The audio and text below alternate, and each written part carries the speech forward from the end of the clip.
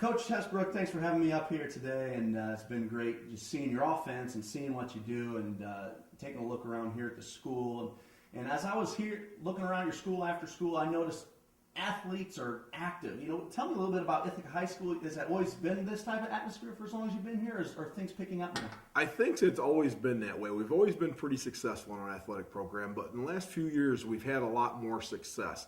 On the football field, for one, we made it to the semifinals in 2009. We made it to the state championship game and won it this year in 2010. And it seems to be it's just starting to grow. And other coaches are putting maybe more emphasis on their programs because of the success that we've had in our football program.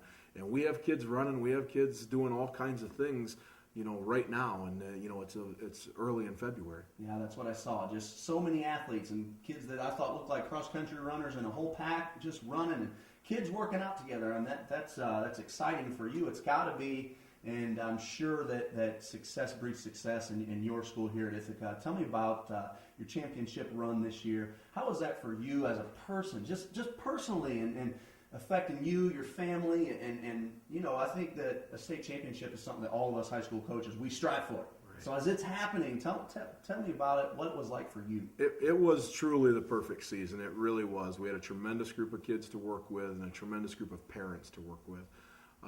And we talk about it all the time as coaches. Winning a state championship is so important to us. That's what we work for, and that's what our players work for.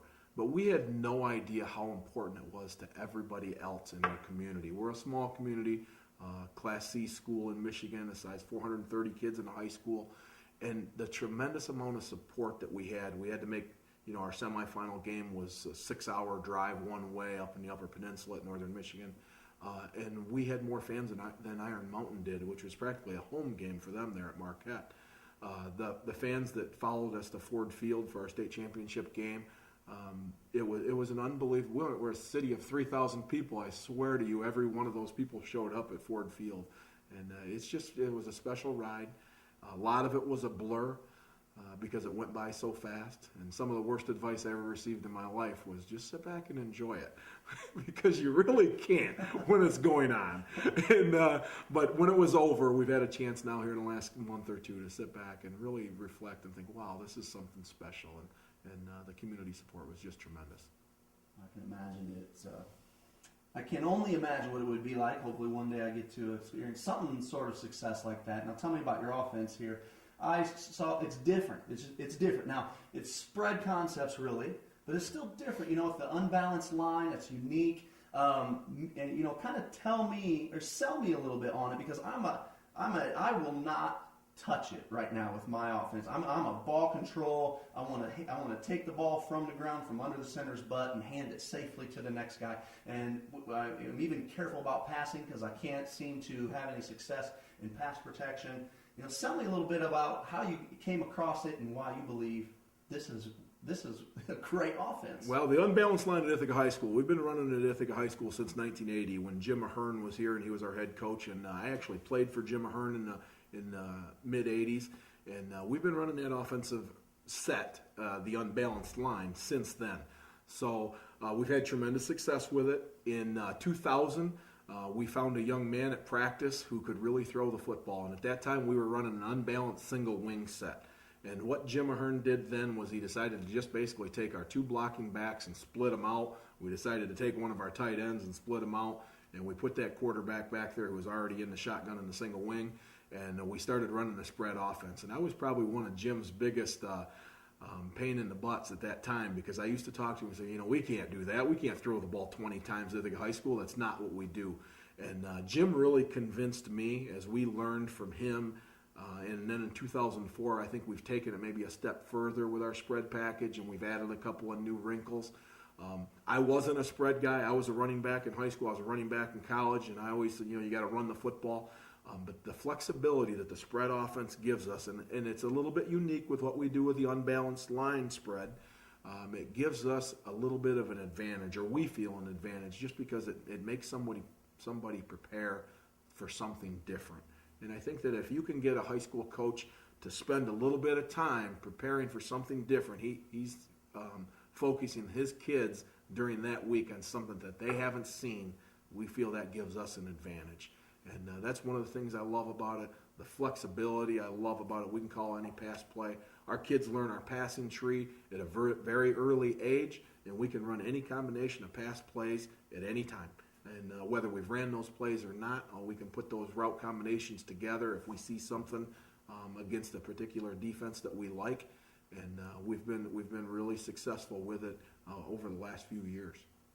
Now tell me, this is another thing that I've struggled with in the past, is that throwing the ball successfully is a pretty difficult thing to do. It takes a special type of kid to be able to do it. So you guys had an incredibly special kid last year. What do you do with your offense when that real special quarterback doesn't seem to be around? What's that going to do to your offense, and where do you feel you'd take it in that instance? This year we had Alex Niznak, and as I mentioned, he's going to play football, Division I football, Central Michigan University, and we don't always get that kid. In 2006, we had a 5'9", 150-pound quarterback, and we went 10-1 that year. And he put up over 1,500 yards rushing, over 2,000 yards passing. Just had a tremendous work ethic. You can get those kids to make plays. As I mentioned, we don't always throw the ball 50 times a game. We make our quarterbacks run the ball. They're a running back and a quarterback. We like to throw the short passing game, which a lot of kids can be successful.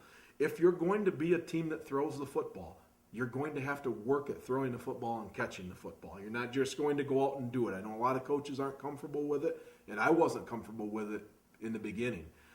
But the more your kids are playing catch, they're playing catch in the gym, they play catch all spring, they play catch all summer.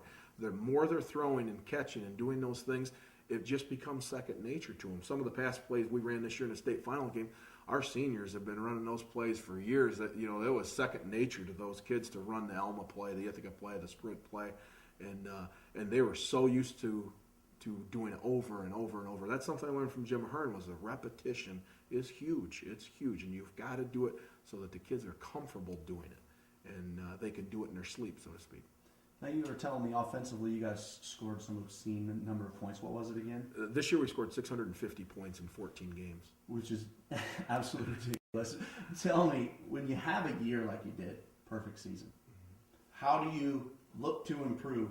Can you name anything? Have you seen anything on film that you're going, we can improve in this area? What's the next step here? Well, I think that we need to continue to improve in a lot of areas, but one of the areas that we want to make sure that we improve in is we don't do a very good job of getting our running back involved in the passing game. I mentioned that to you earlier.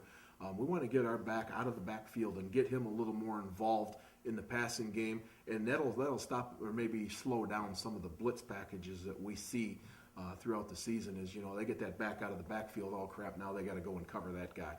And he's a big, strong kid that we can use next year. He started for us as a sophomore in 2009, was a tremendous player for us in 2010. Well, Coach, thanks for having me up here. Thanks for joining us, and hopefully you can stay involved in Chief Pigskin and keep checking us out. But best of luck next year and as you move forward. Thank you very much, and thanks for having us. We're honored.